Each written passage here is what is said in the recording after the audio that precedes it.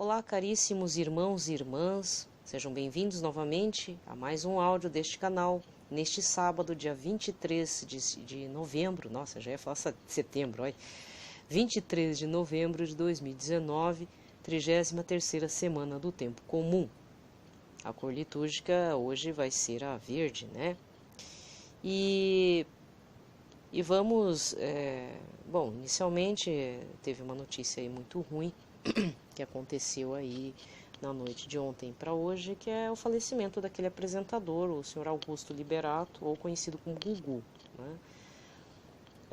Eu não vou comentar nada a respeito, tem muita gente já comentando, teve já uma briga entre próprios jornalistas, que desde quarta-feira uns falaram da suposta morte dele, e aí teve jornalista já dizendo que isso era falta de ética, alguns já sabiam, mas não queriam ofender a família, quer dizer, virou uma bagunça em algumas redes sociais, principalmente o Twitter, estava acontecendo uma briga entre jornalistas lá por causa da informação, e realmente a gente precisou esperar, até porque é um procedimento do hospital onde ele estava internado, né? Mas é necessário a gente fazer uma reflexão. É lógico que eu também fiquei triste.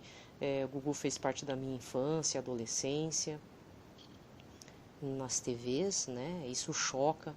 Eu penso sempre nas pessoas que eram mais próximas a ele, que deveria ser assim bem complicado. Agora, essa questão do luto repentino. Mas se vocês observarem lá as notícias, né, que agora ficou mais esclarecido o que de fato aconteceu, parece que ele estava num sótão da Casa Nova lá nos Estados Unidos, lá em Orlando, né, naquela região, e o sótão tinha um piso assim meio, tipo um falso piso. Não é um piso em que uma pessoa pode estar andando normalmente. Ele é um piso meio falso assim, que infelizmente é muito frágil. E ele caiu desabando mesmo. Por isso que bateu a cabeça num móvel, né, e deu toda essa confusão. E aí, por que eu estou falando isso? Não estou querendo me aproveitar da morte dele, longe de mim, né? Qualquer morte, né? Inclusive teve aí um rapaz que era da Stock Car que, por causa de um acidente de avião, num jato, né? Ele, mais uma jornalista, irmã da jornalista, também faleceu. Isso foi semana passada. Também é grave, né? Mas são situações assim que a gente precisa refletir quando acontece esse tipo de morte repentina, porque uma hora você está falando com a pessoa e a pessoa simplesmente acontece uma situação nefasta e a pessoa já não está mais com a gente. A gente também tem uma noção dessa finitude da nossa vida, que a gente não a gente pode ter dinheiro, pode ter fama, pode ter uma equipe inteira trabalhando pra gente, ou a gente pode, né, ser como eu e vocês, pessoas comuns que, tipo, a gente fala tchau pra pessoa de casa aqui, vai pegar um ônibus, vai pegar um trânsito, mas de repente pode levar um tiro, pode ser assaltado, esfaqueado, sequestrado, passar por uma violência. Às vezes um cachorro nervoso chega, morde a gente, como já aconteceu aqui na minha região, não no meu bairro, mas aqui na minha cidade. Uma senhorinha foi fazer compras e foi atacada por 2 Rottweilers soltos de uma casa. Aquilo foi triste. Então a gente não sabe o que pode estar acontecendo, né? E também, só porque a gente é católico, que a gente está rezando, que está fazendo os sacramentos, não é garantia também da gente estar imune a algumas tragédias. É lógico que é bom a gente estar se consagrando, né? Aí que vem a situação, a gente meditar sobre a finitude de nossas próprias vidas, que a gente é importante para outras pessoas, no sentido assim, independente da sua fama, do seu dinheiro, pouco dinheiro, cheio de dívidas, a gente é querido por alguém da família, né? Principalmente as pessoas, por mais que a gente brigue, assim, né? Principalmente família nuclear, a gente briga direto, né, com as pessoas mais próximas, mas se acontecer qualquer coisa com um de nós, vai fazer falta, vamos sofrer, padecer dessa dor do luto. E imagina uma pessoa, né, que sempre está aí na mídia, que entra nas nossas casas porque a gente quer, assiste lá o programa, né, como, né, muita gente assistiu. Eu não assisti o programa do Gugu recente, mas é muito triste saber essas histórias assim, né, da pessoa, poxa, foi lá para festejar as festas de fim de ano e infelizmente estava vistoriando a casa nova e tal e pisou em falso, caiu, deu essa tragédia familiar para ele também, né? E para nós faz falta, porque uma hora você está vendo a pessoa na TV, tá tudo bem, e outra hora não. Então, essas coisas é sempre bom a gente estar repensando. Eu falo, né, assim, não é fardos, né, mas se você é uma pessoa que não pensa a respeito da sua própria morte ou o falecimento de alguém próximo a você, comece a meditar e trazer um pouco isso e começar a consagrar as pessoas da sua casa, para Nossa Senhora, para o Senhor Jesus, apresentá-los para Deus, né? Colocar em oração, ai, que meu filho que está indo para a escola dê tudo certo, né? Porque coração de mãe, coração de pai é assim mesmo. E se a gente, entre aspas, né, vamos supor que eu estou falando para uma pessoa que é, sei lá, consagrada, entre aspas, é sozinha. Ah, eu abandonei tudo para Jesus, eu tenho família, lógico, né, mas eu estou em comunidade, eu vivo meu, sei lá, sacerdócio ou vida consagrada como freira, etc. Vamos supor que eu estou falando para alguém assim. Vai fazer falta também, né? Porque sua nova vida envolve paroquianos, ou então envolve aquelas pessoas da comunidade, mesmo aquela pessoa que te irrita ou que você não gosta, mas vai fazer falta, né?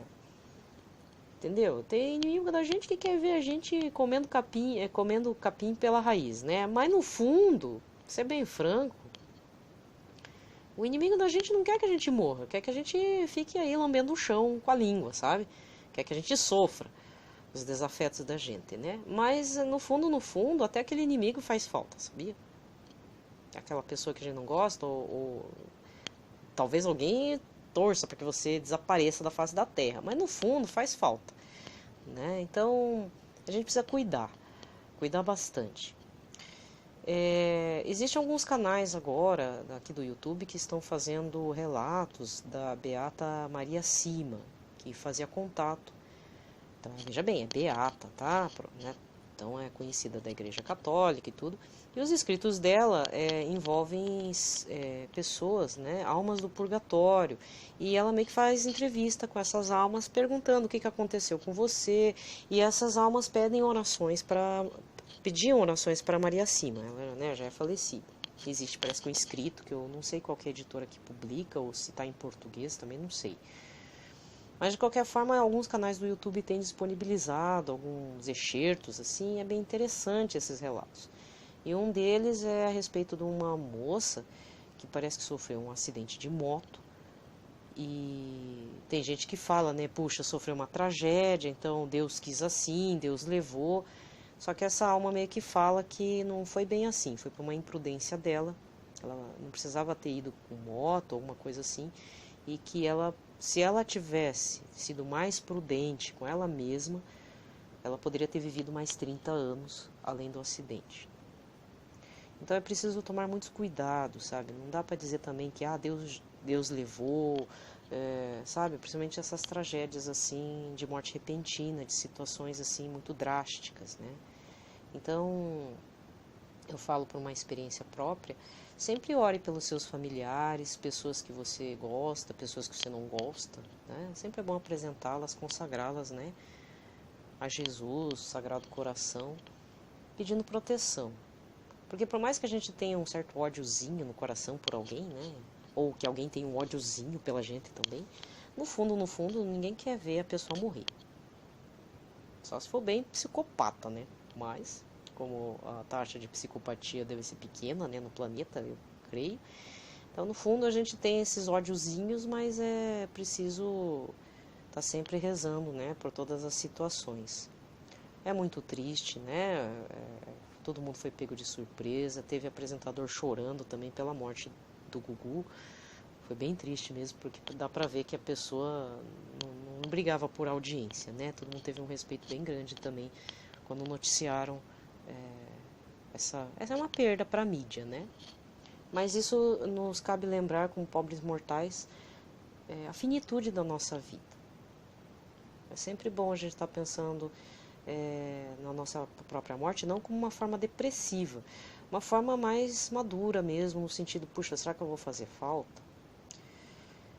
Ai, mas eu sou tão sozinha, será que faz falta? Faz falta, faz muita falta. Tá? E para Deus também vai fazer muita falta. Então é importante a gente estar cuidando da nossa vida, como é que a gente está levando a nossa alimentação, se a gente não está se arriscando, bebendo e dirigindo, pegando moto por aí, sair correndo, empinando, etc. Cuidar, não provocar as situações. certo? Porque depois aí pode acontecer um acidente, depois quebra aí uma perna, perde partes do corpo, né?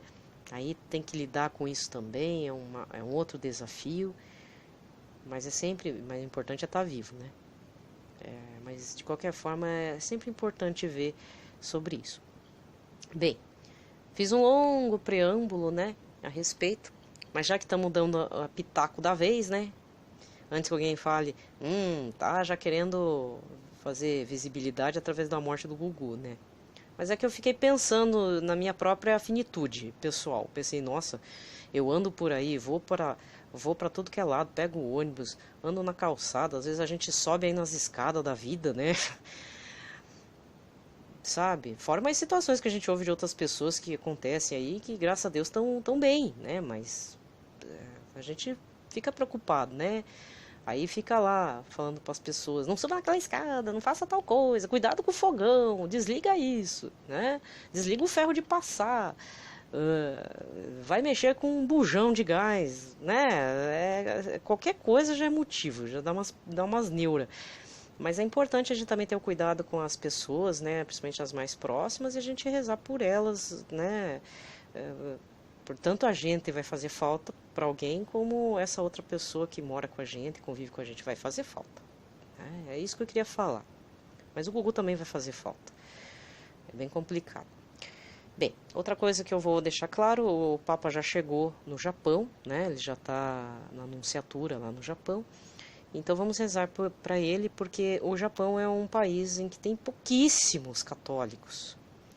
Inclusive, talvez a pessoa mais importante do Japão, uma das, né, mais importantes do Japão é católica, mas ela não pode professar essa fé, que é a mãe do atual imperador, que até o ano passado até o comecinho desse ano era a imperatriz do Japão. Agora não, agora virou a imperatriz emérita, podemos dizer assim, e ela é a mãe do atual imperador. Então o Japão não tem nem é budista, ele tem uma tradição shintoísta, que é uma religião que eu vou falar bem a verdade, eu não conheço, mas até onde eu sei, o pouco que eu sei, o Shinto, ele é baseado no animismo, então dão poder a alguns animais, acredita em reencarnação como os budistas, então é uma mescla entre budismo e uma religião local. E essa é a principal religião do Estado japonês, porque é a religião oficial da família imperial.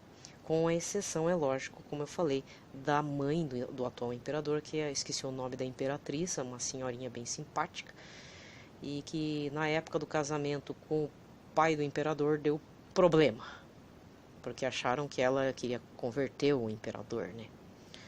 Eu sei porque o pai desse atual imperador, ele é filho do Hirohito. Então, por conta disso, o Hirohito é aquele da Segunda Guerra Mundial, né? Faleceu, acho que em 89, na década de 80. E depois foi substituído pelo filho do Hirohito, que é o pai, então, né? E só que agora o neto do Hirohito, do imperador Hirohito, é que assume, né? Ele assumiu esse ano mesmo. Outro detalhe importante que eu vi nas notícias é que o Papa Francisco já tinha um desejo enorme de visitar o Japão, de ser missionário, de ser sacerdote no Japão, mas por vários motivos, assim, não pôde. Então, depois de 50 anos desse desejo, né, ele agora pode e está no território japonês. Então, é importante a gente estar rezando por essa visita apostólica, né? Ele vai ficar até terça-feira. Deus queira que não aconteça nada, graças a Deus. Então vamos rezar para que o sonho do Papa, né, se concretize não só nesses poucos dias, mas que ele possa estar fazendo um trabalho missionário, né, que o cargo lhe pede, né, que transpareça e possa estar realizando lá. E eu fico muito contente, né, porque eu sou descendente de japoneses e ele é o segundo Papa que faz a viagem. Por conta disso, naquela pasta que eu tenho aberta chamada Notícias, eu coloquei uma notícia da ETW Notícias, né? News. É um veículo direto do Vaticano. Acho que é do Vatican News, desculpa.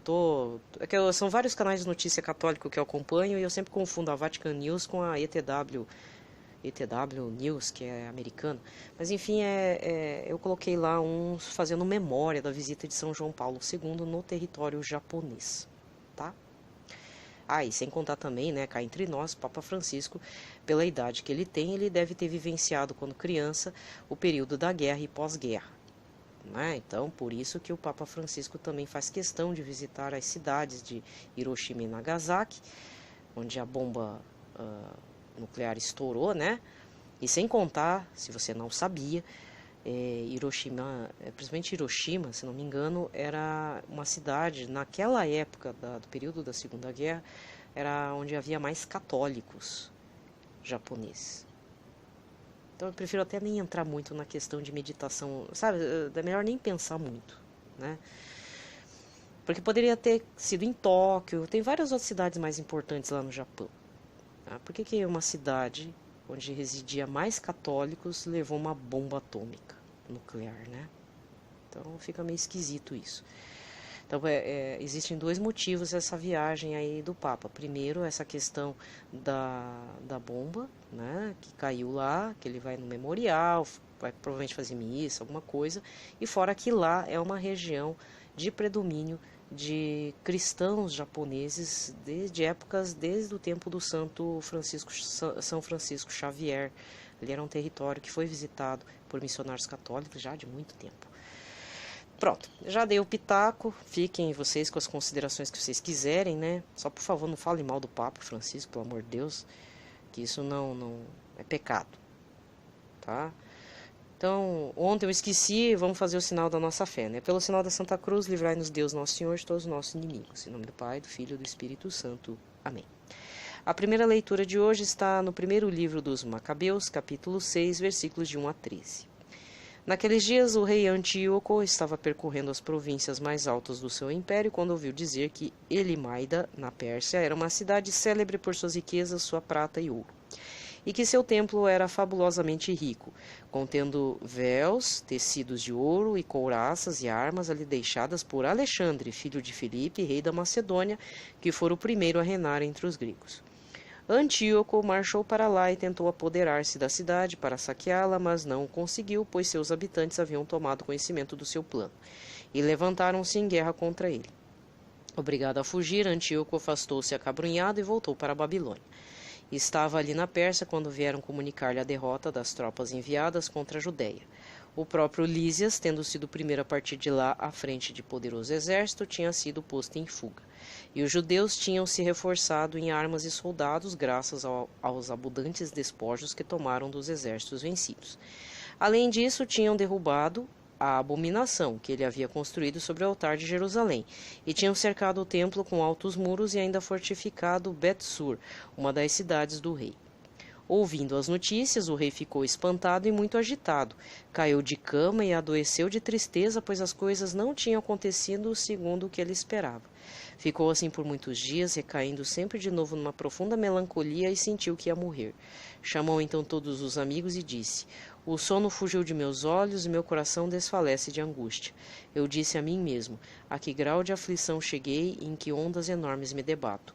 Eu que era tão feliz e amado quando era poderoso.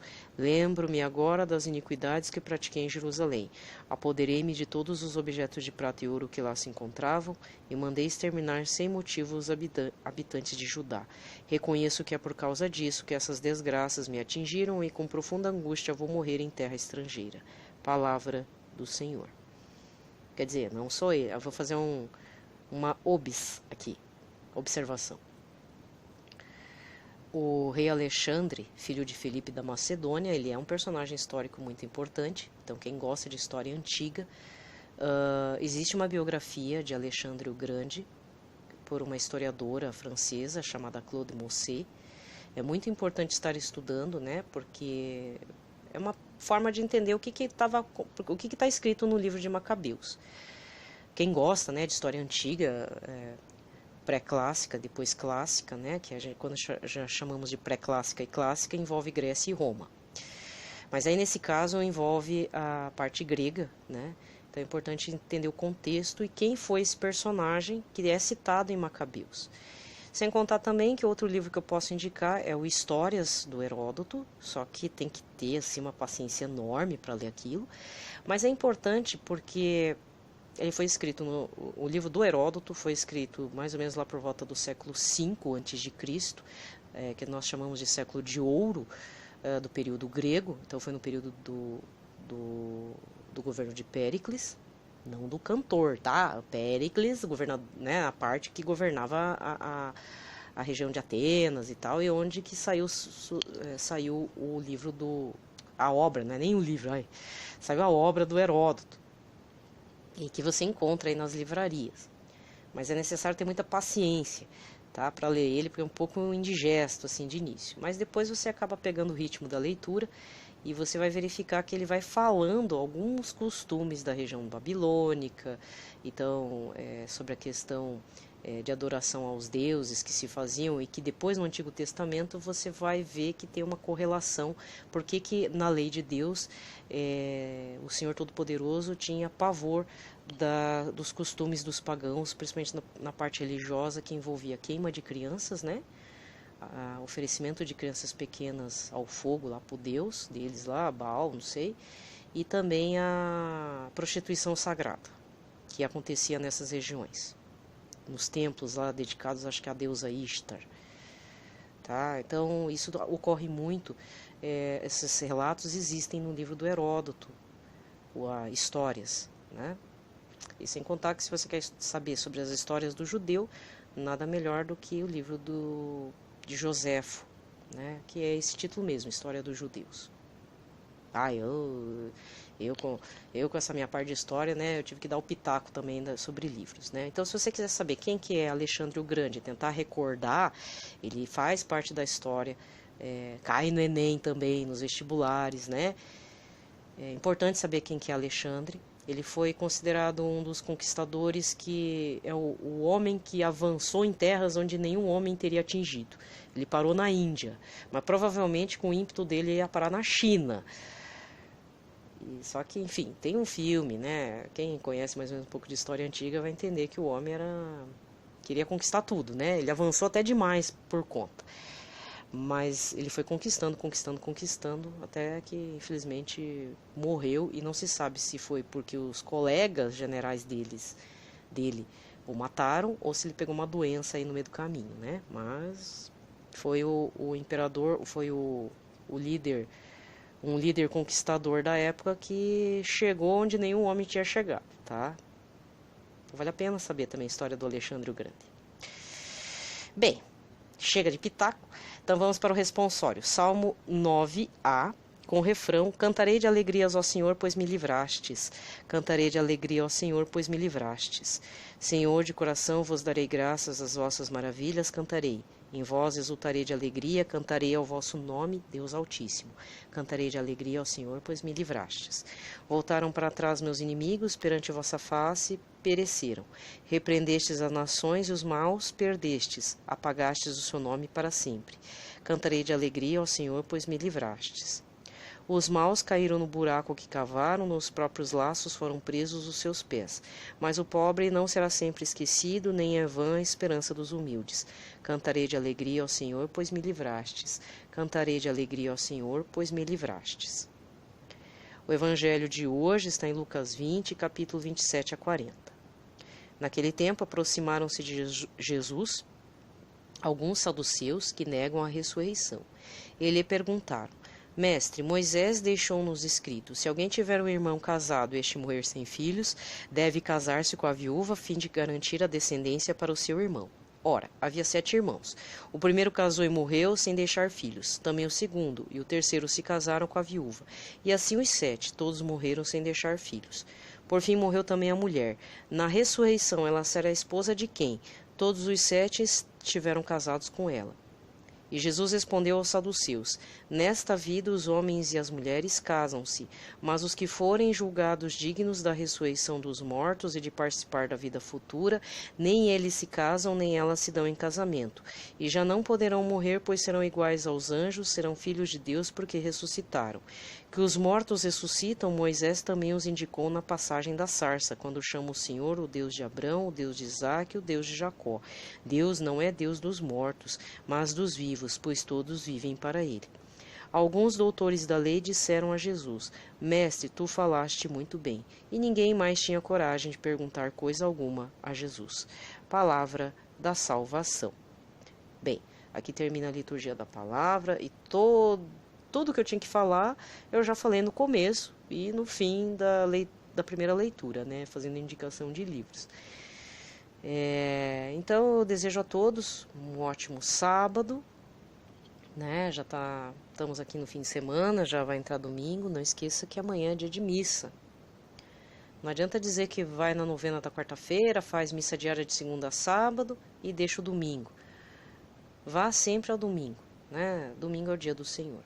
Então que todos fiquem protegidos pelo manto protetor de Nossa Senhora e protegidos no Sagrado Coração de Jesus.